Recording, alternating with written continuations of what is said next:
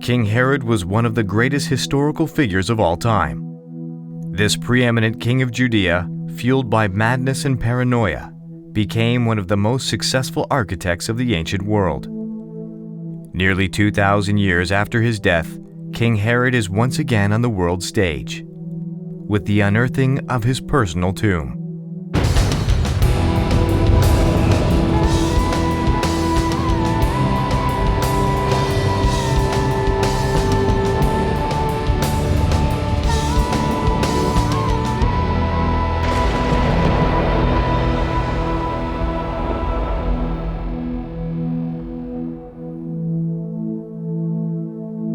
From the pages of history comes a larger-than-life story, the story of King Herod the Great, whose tomb has finally been found. But why has it taken over 2,000 years? The great Jewish historian, Josephus Flavius, left us detailed accounts of Herod's funeral procession. According to Josephus, he was put on a golden bier, like a bed, that was studded with fine jewels. And it was carried by his son, organized by his son Archelaus and his other sons around the bier, carrying him from Jericho to Jerusalem through Bethlehem to Herodion over an 8-day walk, in which finally he was placed in the tomb there. And it's there at the Herodian that there's been a search by many people to try to find this wonderful tomb. This is where he chose to be buried. So why, with all this information, has the tomb never been found?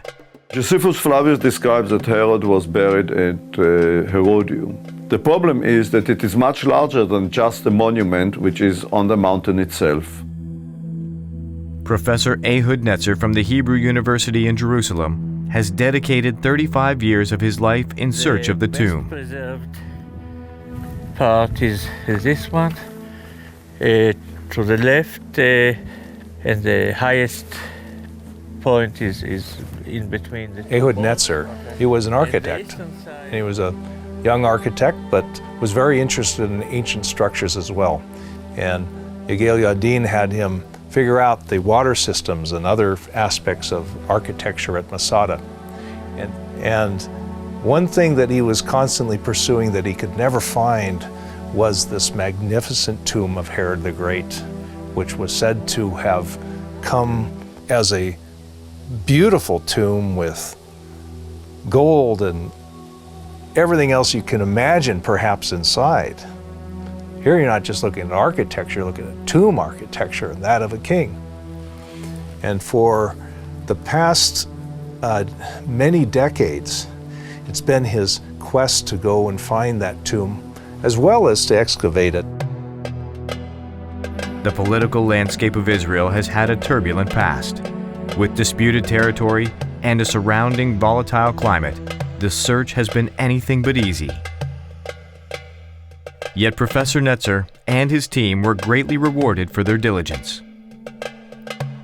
After a lifetime of searching, on May 7, 2007, they hit the archaeological jackpot. At last, the long-lost tomb of Herod the Great was found.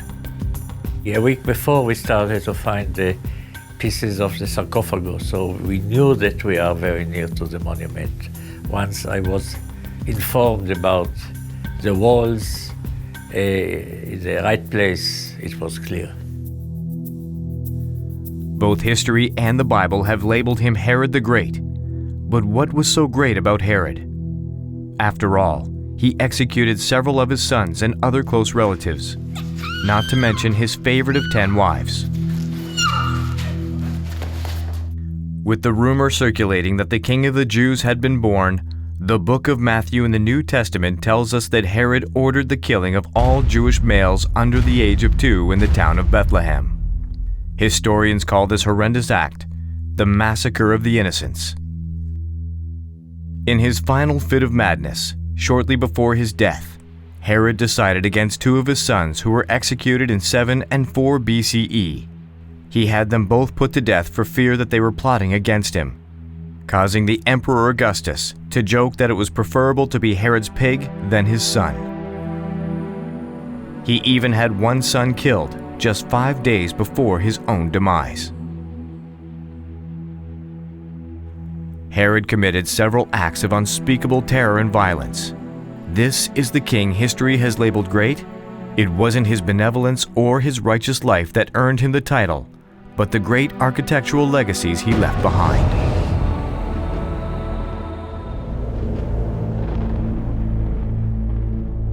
Herod the Great continually defied nature to accommodate his massive and ambitious building programs. His first and most nature-defying project was the building of the port city, Caesarea. Construction of Caesarea began in 25 BCE and was completed in 13 BCE. Caesarea became the civilian and military capital of Judea and the official residence of the Roman procurators and governors of the time, including the infamous Pontius Pilate, who put Jesus of Nazareth to death. It was built in true Herodian style, complete with a theater and a hippodrome used for horse racing and Olympic Games. King Herod started here a port unlike anything other, in a place even unsuitable for a harbor. He built a magnificent one, a large one, with moles going hundreds of meters into the sea, so large that it comprised a whole area of 2 square kilometers. Kurt Rave is a marine archaeologist and has performed extensive research and excavations on the remains of Caesarea.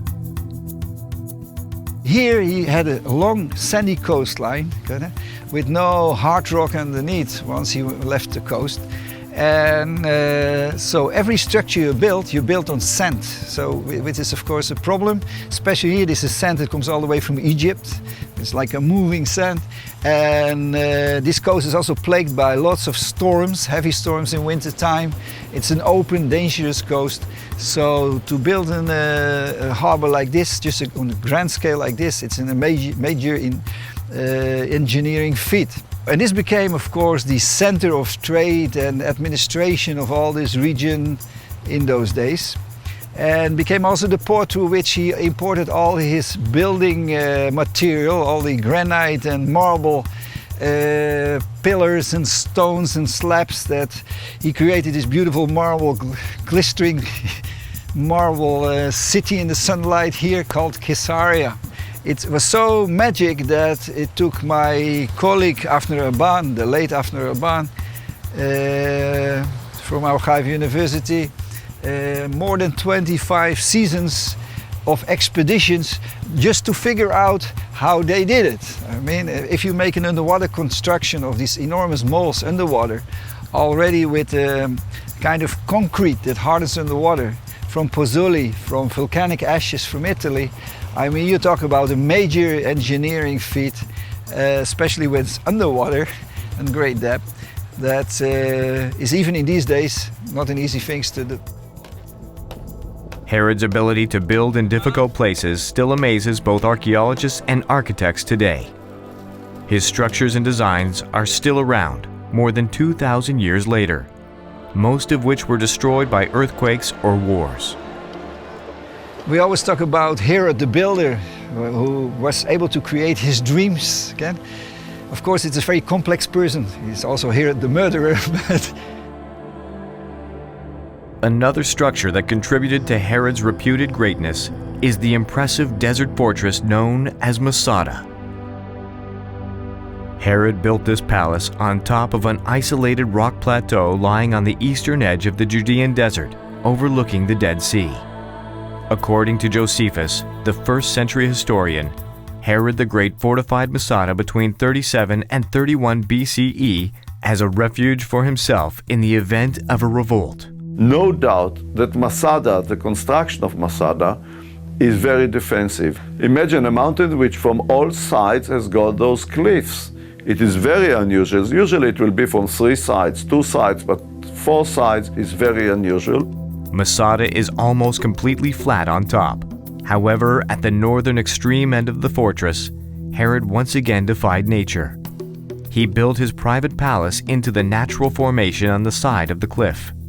One could stand on top of the plateau facing north and be completely unaware of the entire palace built below.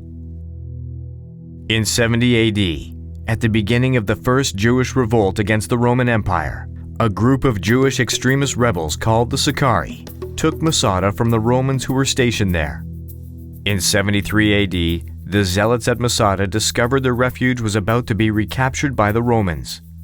Rather than accepting defeat and being taken as slaves, the members of the group killed their families and then turned their swords on themselves. They chose to die as free men. Finally, the Herodian, the place that would house Herod's tomb for all time.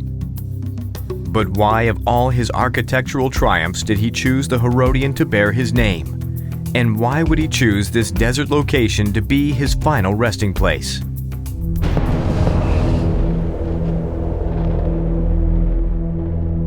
Herod's buildings were marvels of the ancient world. Today, Israel's landscape is shaped by several of them.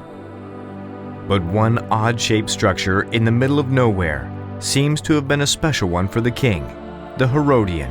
Built originally as a place of refuge for Herod and his family, it would eventually become the site of his burial tomb. He was seen as a tyrant. And so the Herodian was a place where he could quickly escape to from Jerusalem.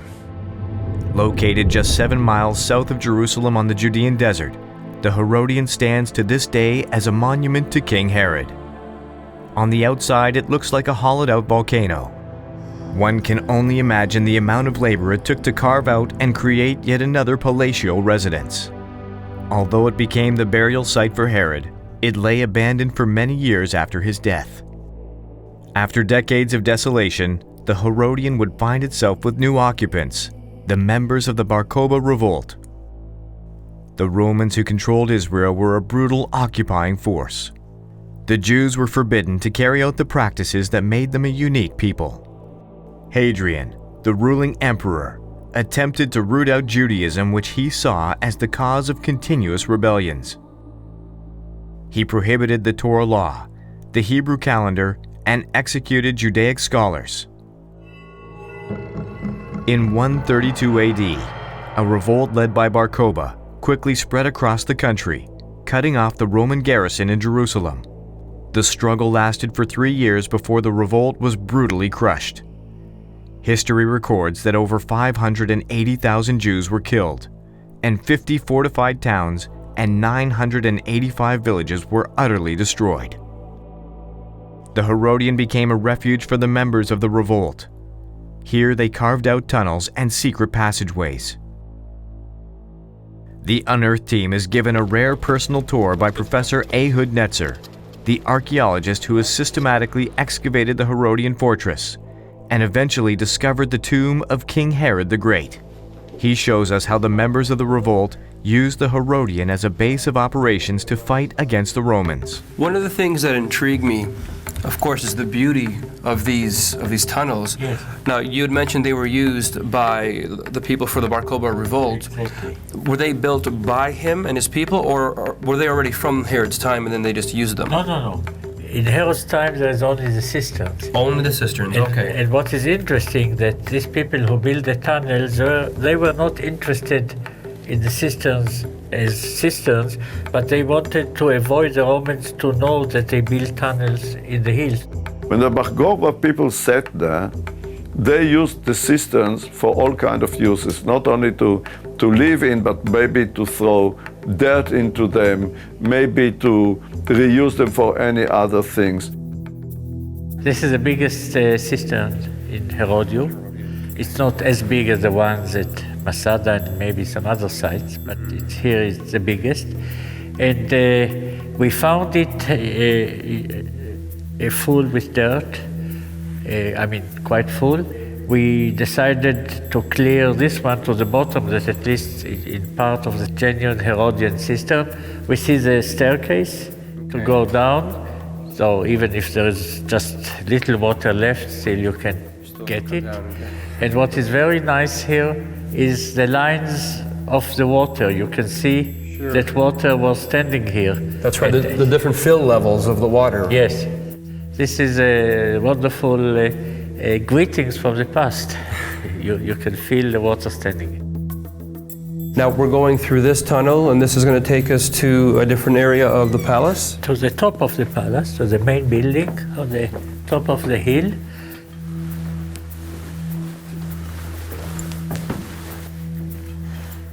We're walking through the tunnels, but this is coming up right through the center of the Herodian, Professor? Yes, it will bring us to the top. The idea here was to pick water from the cisterns, not going outside.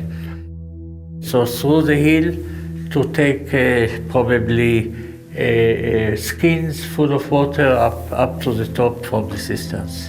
That makes a lot of sense. I think so. From the brutal crushing of the revolt in the summer of 135 AD until May 7, 2007, the Herodian slipped out of the limelight and was considered another relic of Jewish history. All that changed with an amazing claim: the tomb of King Herod the Great had been found. With no inscriptions or documents found at the site, is there any clear evidence? Has the tomb of Herod the Great really been found?